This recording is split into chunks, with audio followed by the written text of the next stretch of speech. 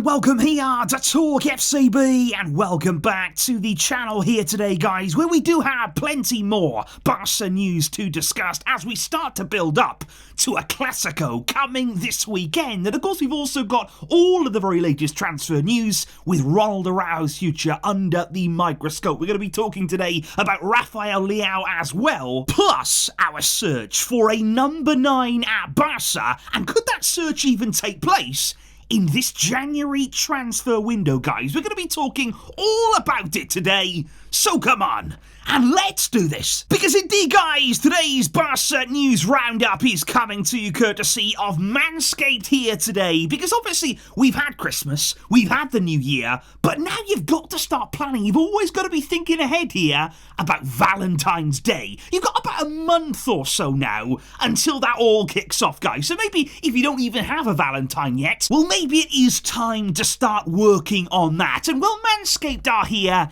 to help you get those preparations well underway, because they're going to be giving you a very smooth shave in all of the required areas. Let's just say that. In all of the good areas, they are going to help you keep everything nice and pristine. And if you do head over to the Manscaped website right now, guys, so many fantastic products there, so many cutting-edge tools to help give you the edge. And you can get 20% off your Manscaped order simply by using the code TalkFCB at checkout. That will secure you a very nice saving, and it will help me here with the Barca content, guys. So thank you very much for your support, and also thank you to Manscaped here today, because indeed, guys, it is time now to start already thinking about what's to come this weekend, because indeed, we will have a Clasico final on Sunday to decide this year's Supercup. After Real Madrid rallied there in the second half last night to beat Mallorca 3-0, it ended up. And I've got to be honest here, guys,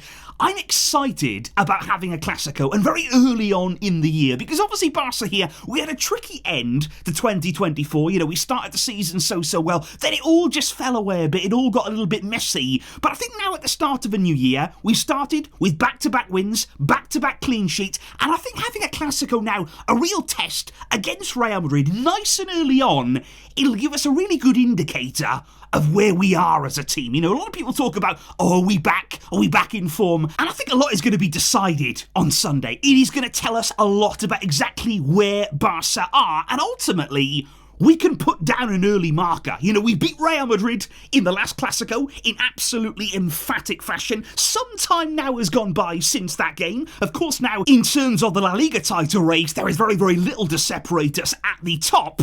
But this is a chance just to put a marker down to say, right, we are back in form, we are back again, and we are not going away. But indeed, guys, ahead of the Clasico, one of the biggest questions there that Hansi Flick is already going to be asking himself is, who should I be starting in goal on Sunday? That is a very, very big and potentially decisive question there. Because, of course, you've got Wojciech Szczesny, who started in goal against Athletic Club, and you also have Iñaki Peña, who up until now, Hansi Flick has always put his faith in. He's always said, Iñaki Peña is my number 1, and Szczesny at times has even agreed with that. But let me just make a case here for Wojciech Szczesny. Started against Athletic, like I say, in the semi-final. So already in this tournament here, he's got himself warmed up. He made 5 saves against Athletic, and some really good ones too. You know, they weren't all easy stops. He was actually forced into action, and I thought he handled himself very, very well indeed. He's played back-to-back matches now to start the year, back-to-back clean sheets in the Copa and now the Super Cup.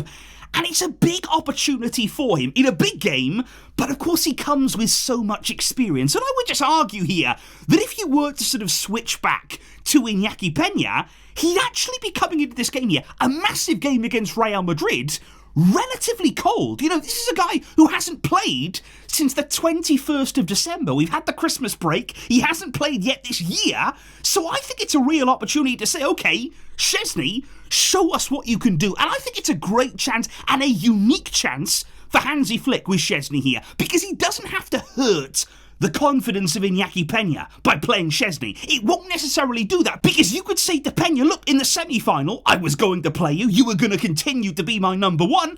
You missed training by 4 minutes there. You came late to the session.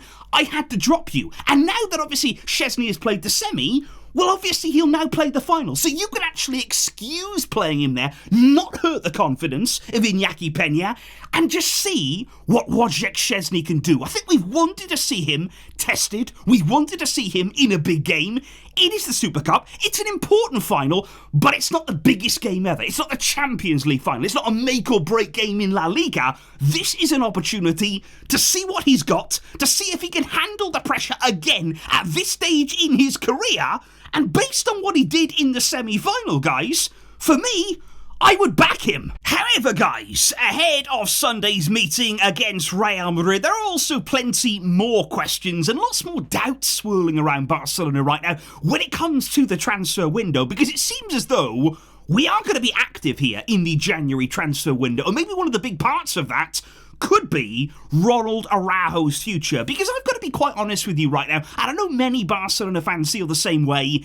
It's just kind of interesting and hard to work out where we are on Araujo's future, because part of me believes here that Barca may be putting a few things out in the media to sort of hint at him wanting to go, just putting some feelers out there to understand what the reaction would be, if they were to sell Araujo in this transfer window, maybe even putting a little bit of pressure on him, either to leave the club or to put pen to paper and to sign that all-important contract renewal. There's lots at play here, guys. It's a very complex situation when you're looking at Araujo. Now, personally for me, I definitely believe there's something in it. I definitely believe there's something there with Araujo, that he's not quite happy, that he has been a little bit unsettled now for many, many months at Barca, all after that PSG game, in my opinion, because even remember at Copa America back in the summer, when he was asked directly, straight up there, can you confirm that you'll be staying at Barca? Can you confirm there that you will continue at the club?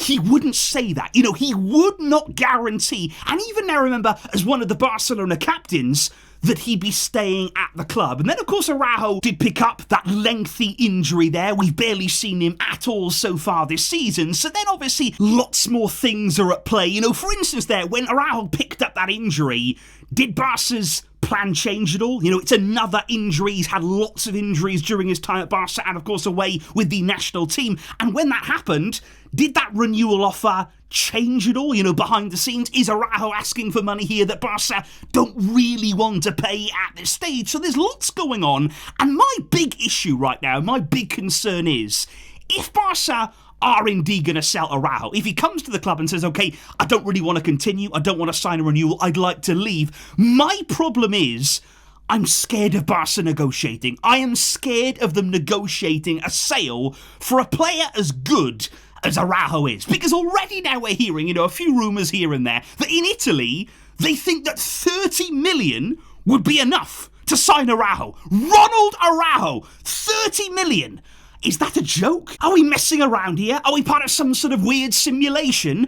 That is nonsense. And it does scare me a bit, because I don't believe that Barca would accept 30 million. But at the end of the day, I know we consistently undersell. We seem to be in a desperate situation. We seem to make it known to all the outsiders there that we want to sell someone, and then we sell way below the asking price. In my opinion, guys, if you sold Araujo in January, it should be minimum 70 million euros. And that's minimum. You could be asking for more. There are clubs out there that will get way more than that. But in my opinion, minimum 70, 80 million euros. But the problem is with Barca, if they do have to wait, if nothing does materialise in January, if no renewal is signed, you get to the summer then, and he's only got 12 months left on that deal, well then the price tag starts to get hammered. Then we start talking about lower and lower and lower amounts, because then we get put into a really dangerous and difficult situation. And exactly the same thing will apply to Frenkie de Jong. That's why you might see the club now in January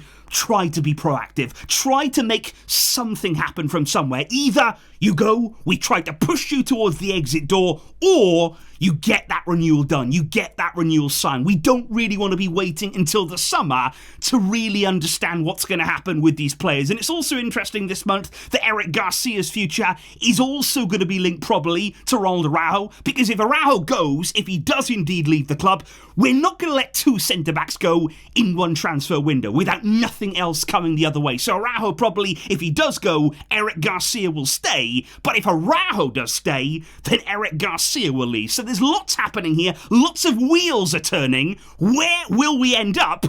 it's going to be interesting. Because then we do move on to somebody who has been consistently linked with a move to Barca, and these rumours, they're not going away. You know, we keep hearing them, and we will keep hearing them. Rafael Leao, we need to talk about him, because I've got to be honest, guys, when I hear the links to Leao, and especially now Barca have returned to the 1-for-1 rule in La Liga, it makes signings like this, it makes spending money of this magnitude possible. You know, whether we should do it is another question. Whether it's actually the right move is what we should be asking. But technically, these kinds of signings, they might be possible for the club again. But it's interesting because right now, apparently, Barca really do like the profile, you know, the kind of attacking player that Rafael Leao is. But his signing apparently doesn't convince everybody from within the club. You know, his main supporter in terms of this signing, it's actually Joan Laporta, which of course is an important person. You know, if Laporta wants it, if Laporta backs the signing, that's a big, big thing in your favour.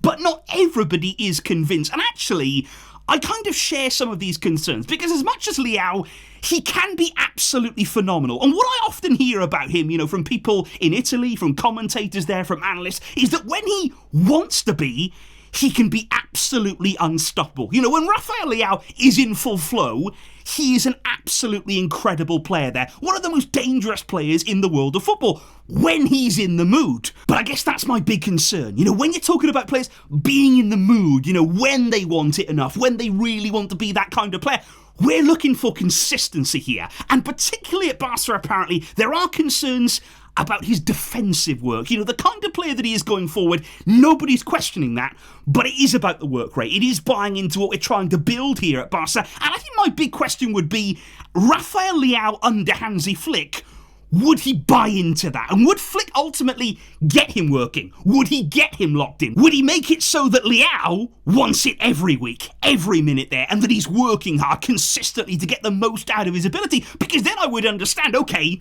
we could take this guy to the next level. He really could go very, very much so to the next level. But that is the risk that you take on. That is effectively the gamble that you'd be taking with this deal. It's a quality player. The potential is definitely there, but he does need work. And the question would be, can we put the work in to get the player that is in there? However, guys, what is very, very interesting right now, speaking of Joan Laporta and his preferences, what we're hearing in the media right now very, very strongly is that Laporta, he wants a number 9, he wants a long-term replacement for Robert Lewandowski. That's not news, but actually the big news is he wants it now. In the January transfer window, Joan Laporta would love to be able to bring Hansi Flick a striker. Now that is really, really interesting. I did not expect us to be looking around for a striker in January. I expected that to be something that we really take on in the summer. But the question also is, who is available right now for the kind of quality that we're looking for, the kind of quality that we need, and of course looking there long term, who is actually available to come? Because of course we've been very heavily linked with Viktor Gyökeres. Now is he somebody that could be available in January? Have Barca really got the funds and the capabilities to go and get him now? I mean, again, returning to that 1-for-1 rule, it opens up doors. It opens up possibilities for the club. So Gyökeres, he's on our radar. Make no mistake about that. But can we just talk about one player who right now I absolutely love? And I have been really admiring this man for a long time now, Alexander Isak. I really enjoyed watching him in La Liga for Real Sociedad. I think everybody saw the potential in him then. But I think since he's gone to the Premier League, and especially this season, he has really just caught fire. You know, he's only still 25 years old, and the incredible run of form he's on, it's outstanding. It really is. In front of goal, he has been absolutely unbelievable recently. And not even just, you know, empty goals, easy goals against easy opposition. He has been scoring massive goals, big goals for his team there, against the biggest of teams, you know, goals against Arsenal, Tottenham. I mean, Man United doesn't really count as a big team these days, but Aston Villa, Liverpool as well, and chipping in with assists along the way, because that's the thing I really love about Alexander Isak's game. It's not just about the goals, it's not just about what he can do in the 6-yard box, for example. This is an all-round forward. He has got so much to his game, so much in his locker, and I would love to see him. I think he would suit Barca absolutely perfectly. But here's the thing, because the problem is he's at a club in Newcastle who are very, very ambitious right now, and with very, very rich owners indeed. how do you get him out of there? And particularly in January, I don't think there's absolutely any chance at all you get Isak. They are fighting right now for a Champions League place. And of course, originally, they already signed this guy for 70 million euros when they signed him from Real Sociedad. So quite clearly, he would not come cheap. But it's quite interesting to see that Newcastle have had a few difficulties and problems with PSR in the Premier League there. The profit and sustainability rules, kind of similar, but not as strict in some ways as Barca's La Liga fair play restrictions. But Newcastle have had to sell to buy in some cases. So it's going to be interesting to see this summer what kind of position they're in. Do they have to sell? Do they have to get any money in? You know, would they be tempted for an offer, and maybe a big one, for Isak? There's lots of clubs that I'm sure would be interested, and of course the main one would be, what does Isak want to do? You know, does he see his future firmly in the Premier League, firmly at Newcastle United, or would he be open? Would he be looking elsewhere, and would he be tempted by a move, for instance, to Barca, guys? And that was just one player there that I thought I'd bring you, that I thought we could talk about, because I know a lot of other people have been watching him recently and they thought, wow, what a forward, what a striker. But is it possible? Is there any way at all that we could make that happen as a club? But like I say, it would be in the summer, I am sure, and not in the January transfer window, guys. But please do let me know your thoughts on Isak, on Rafael Leao, on Ronald Araujo, and on everything we have spoken about in today's video. I really do appreciate you all joining me here, and I cannot wait to bring you the full match preview tomorrow ahead of Barca versus Real Madrid, guys. I will see you then, and a big shout out to Manscaped here today. But until next time, guys, as always, Vizca, Real Barca.